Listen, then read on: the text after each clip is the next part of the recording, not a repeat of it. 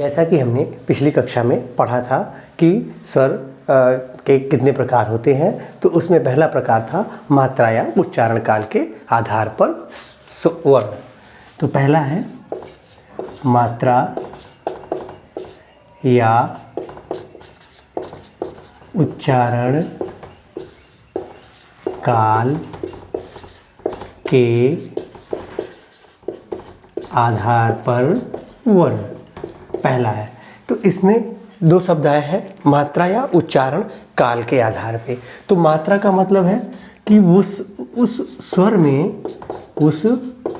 में कितनी मात्रा लगी है, कितनी मात्रा का प्रयोग हुआ है।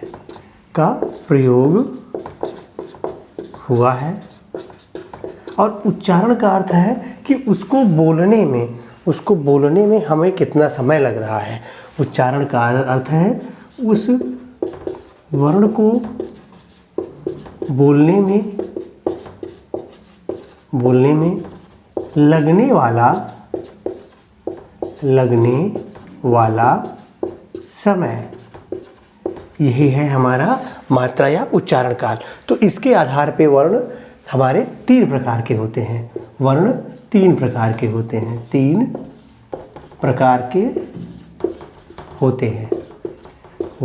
हैं। हमारा पहला वर्ण है ह्रस्व स्वर वर्ण, दूसरा है दीर्घ स्वर वर्ण, और तीसरा है हमारा प्लुत स्वर वर्ण। ये हमारे वर्ण मात्रा और उच्चारण काल के आधार पे निर्धारित किए गए हैं, जिसको हम अब विस्तार से पढ़ते हैं। पहला हमारा क्या है, ह्रस्व स्वर वर्ण। जैसा कि ह्रस्व शब्द से ही हमें पता चल रहा है, ह्रस्व का मतलब होता है, अर्थ होता है छोटा या लघु। ठीक, तो ऐसे स्वर वर्ण जिनके उच्चारण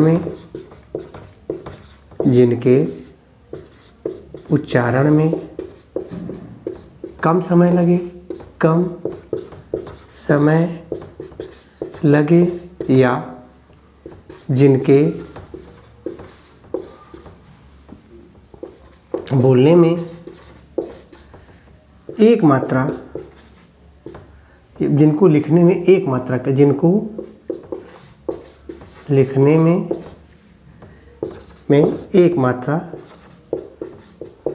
का प्रयोग हो, तो ऐसे वर्ण ह्रस्व वर्ण कहलाते हैं। जैसे आ छोटा, छोटी ई और उ, ये हमारे ह्रस्व स्वर वर्ण हैं। कहीं कहीं पर री का भी प्रयोग किया जाता है, इसको भी ह्रस्व माना जाता है। फिर अगला क्रम है हमारा दीर्घ स्वर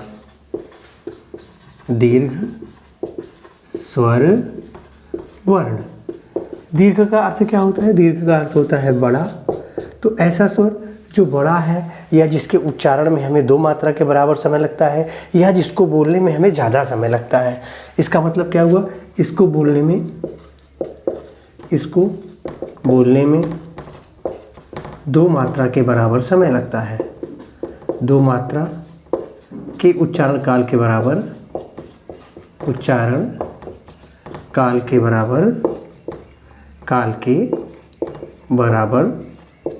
समय लगता है। उसे हम क्या कहते हैं, दीर्घ स्वर कहते हैं। उसे दीर्घ स्वर कहते हैं। जैसे बड़ा, बड़ी, बड़ाऊ, ए, ऐ, ओ और औ, ये हमारे दीर्घ स्वर वर्ण हैं। इनके उच्चारण में हमें दो मात्रा के बराबर समय लगता है, तो इसको हम दीर्घ स्वर कहते हैं। इसके बाद आता है हमारा तीसरा स्वर वर्ण। इन स्वरों के उच्चारण में, प्लुत स्वर वर्ण के उच्चारण में हमें 3 मात्रा के बराबर समय लगता है, इसलिए इसको हम प्लुत स्वर वर्ण कहते हैं। इसका प्रयोग अधिकांश जैसे किसी को दूर से अब बुलाने में प्रयोग किया जाता है, जैसे हे राम या हे मोहना रे, ऐसे करके जब हम प्रयोग करते हैं तो इसका ये प्रयोग होता है। इसका देखते हैं इसको। वे स्वर वर्ण जिनके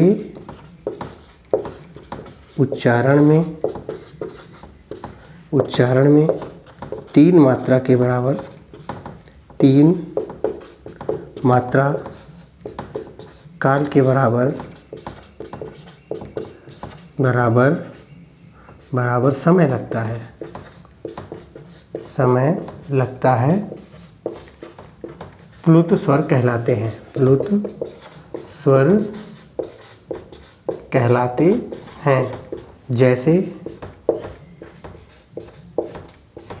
राम आदि। इसके बाद हम लोग पढ़ेंगे जीभ के प्रयोग के आधार पर शब्द। जीभ के प्रयोग के आधार पर शब्द।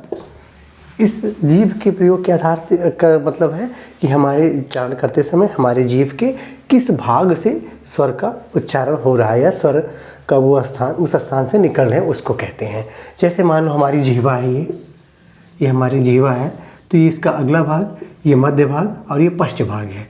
तो जो स्वर वर्ण का उच्चारण यहाँ से होगा वो हमारा क्या कहलाएगा? अग्रभाग। जो यहाँ से होगा उसका उच्चारण क्या होगा? मध्य भाग। और यहाँ से निकलने वाले स्वर पश्च स्वर कहलाएंगे, मतलब अग्र स्वर, मध्य स्वर और पश्च स्वर। तो इसको हम लोग यहाँ पे पढ़ेंगे। तो जीभ के प्रयोग के आधार पर शब्द 3 प्रकार के होते हैं।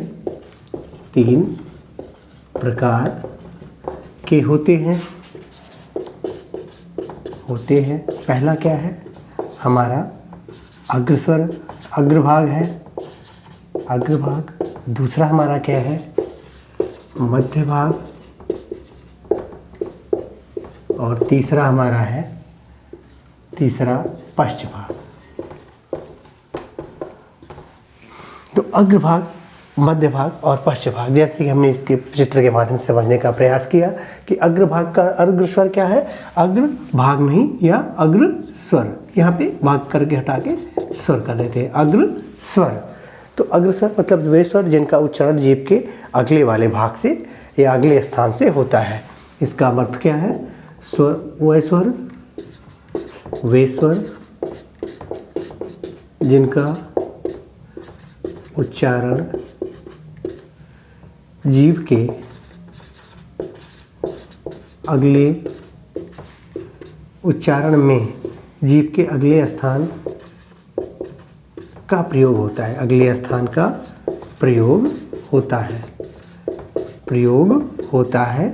वे सब क्या कहलाते हैं? अग्र स्वर कहलाते हैं। जैसे वे स्वर हैं छोटी, वे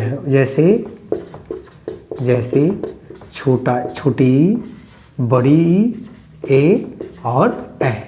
ये चारों वर्ण हमारे अग्र स्वर वर्ण हैं।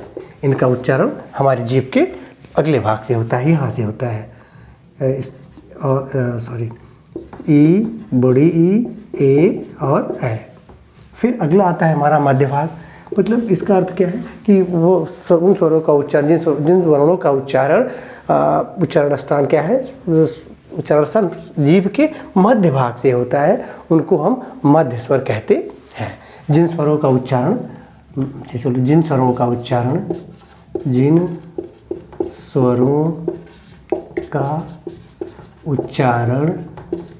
जीभ के मध्य भाग से होता है,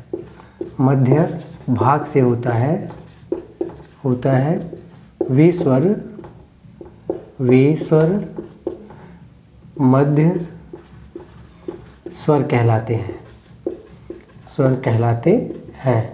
जैसा मध्य स्वर कहलाते हैं, जैसे मतलब इन स्वरों का उच्चारण हमारी जीभ के मध्य से होता है, बीच से होता है। अग्र स्वर यहाँ से, मध्य स्वर यहाँ से।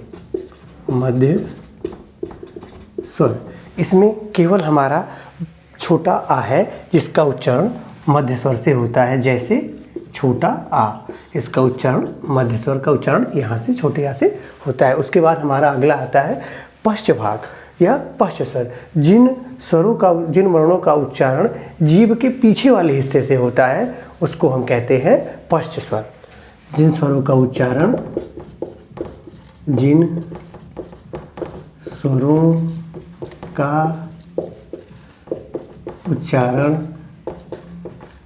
जीभ के पिछले भाग से होता है, पश्च स्वर कहलाते हैं। मतलब वे स्वरों जिनका उच्चारण हमारी जीभ के पिछले भाग से होता है, वे स्वर हमारे कौन से स्वर कहलाते हैं? पश्च स्वर कहलाते हैं। अब हमारे पास बच क्या रहा है? तो बचा क्या है हमारे पास? बड़ा। तो ई और ई का उच्चारण स्थान क्या है? अग्रस्वर है। तो उसके बाद बचा हमारा ऊ और ऊ, बड़ा ऊ। फिर आ पहले यहाँ आ ही गया है। अब उसके बाद क्या बचा? ए यहाँ पे आ ही गया है, तो अब ओ और औ तथा औ, ये हमारे पश्च स्वर हैं। अगली क्लास में हम इसके अगले प्रकार को हम लोग पढ़ेंगे।